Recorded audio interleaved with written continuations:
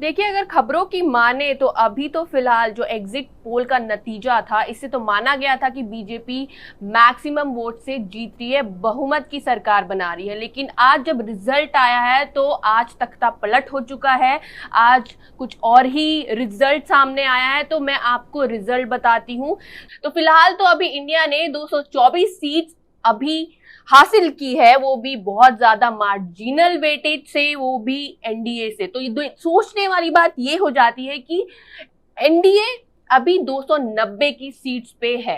तो अभी सोचने वाली ये बात हो जाती है कि क्या वाकई इंडिया मार्जिनल से ज्यादा वोट्स ले सकती है, ज्यादा सीट्स ले सकती है। तो सोचने वाली बात ये हो जाती है कि बस कुछ ही सीट्स और चाहिए, फिर कांग्रेस का तख्ता पलट हो सकता है, वो सरकार बना सकती है। अभी अभी रिजल्ट अभी आया नहीं है, फाइनल रिजल्ट अभी आया नहीं है। तो अगर हम बात करें उत्तर प्रदेश की, तो उत्तर प्रदेश की 80 सीट है, कुल 80 सीट है, उसमें एनडीए ने हासिल की है 39 सीट्स और इंडिया ने हासिल की है 40। देखिए देखिए, बात ये है कि यहाँ पे मेजॉरिटी की सीट्स इंडिया ने हासिल की है। तो ये सोचने वाली बात हो जाती है कि यूपी में जहां पे योगी जी है, बीजेपी है, तो सबसे ज्यादा सीट यहां कांग्रेस ने हासिल की है। अगर हम बात करें महाराष्ट्र की, तो महाराष्ट्र की कुल सीट्स हैं 48, उसमें एनडीए ने हासिल की है 22 सीट्स। तो बात ये हो जाती है कि यहाँ पे भी इंडिया ने ज्यादा सीट्स हासिल की है, वो भी 23 सीट्स।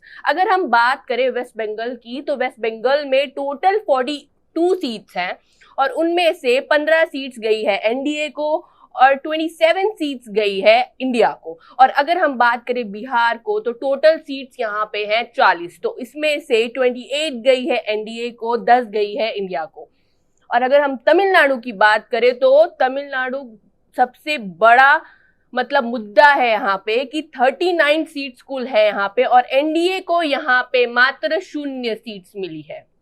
मतलब ये चौंका देने वाली बात है कि एनडीए को सिर्फ 0 सीट्स मिली है यहाँ पे। रिजल्ट्स का तो यही मानना है। और इंडिया ने हासिल की है यहाँ पे 35 सीट्स। तो मतलब ये सोचने वाली बात हो जाती है कि क्या मतलब इतना बड़ा तख्ता पलट, कांग्रेस की 35 सीट्स गई है। मतलब यहाँ पे सोचने वाली बात हो जाती है, कांग्रेस मेजॉरिटी में आने वाली है तमिलनाडु में।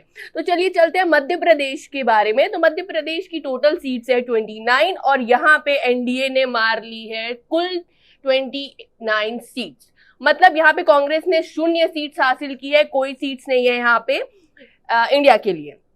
अगर हम बात करें कर्नाटका की, तो कर्नाटका की कुल सीट्स है 28 और एनडीए को मिली है 17 सीट्स। तो अगर हम बात करें इंडिया की, तो इंडिया ने हासिल की है सिर्फ और सिर्फ 11 सीट्स। तो यहाँ पे मेजॉरिटी विन है एनडीए की सरकार की। अगर हम गुजरात की बात करें, तो गुजरात ने के कुल सीट्स है 26 और एनडीए ने हासिल की है सिर्फ 23 सीट्स। तो यहाँ पे भी एनडीए ने बाजी मार ली है, बीजेपी ने बाजी मार ली है। तो चलिए हम इंडिया की बात करें, तो इंडिया के पास गई है कुल 3 सीट्स, केवल 3 सीट्स। और अगर हम बात करें आंध्र प्रदेश की, तो आंध्र प्रदेश की कुल सीट्स है 25, जिसमें से 20 गई है एनडीए को और 0 गई है इंडिया को। और अगर राजस्थान की बात करें, तो राजस्थान की टोटल सीट है 25, इसमें से एनडीए की हुई है 13 और इंडिया की हुई है 11। और अगर हम केरल की बात करें, तो केरल की कुल है 20 सीटें और यहाँ पे एनडीए ने हासिल की है सिर्फ और सिर्फ 2 सीट। सोचने वाली बात हो जाती है कि बीजेपी की सिर्फ 2 सीट्स है यहाँ पे और यहाँ पे इंडिया ने बाजी मार ली है 17 सीटों के साथ। देखिए तो इन सभी राज्यों में सोचने वाली बात हो जाती है यूपी के बारे में।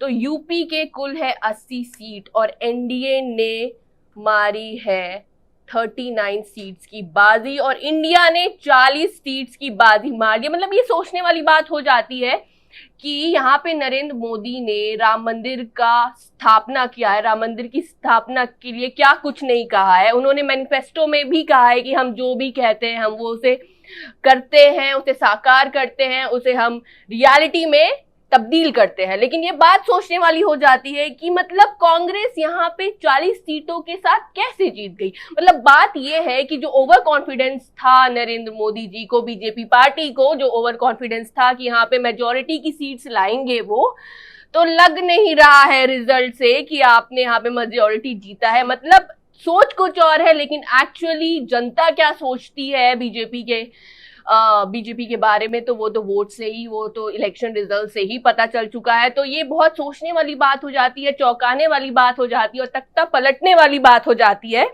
कि इंडिया ने जीत ली है 40 सीटें।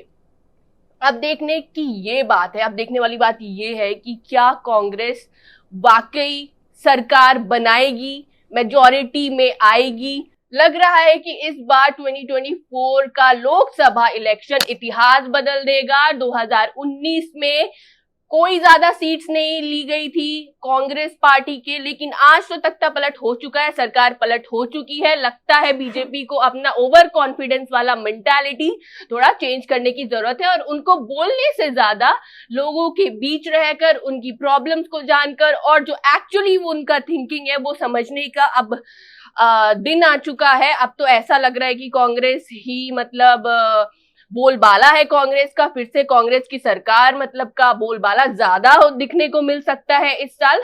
तो चलिए देखते हैं कि आखिरी रिजल्ट क्या होने वाला है।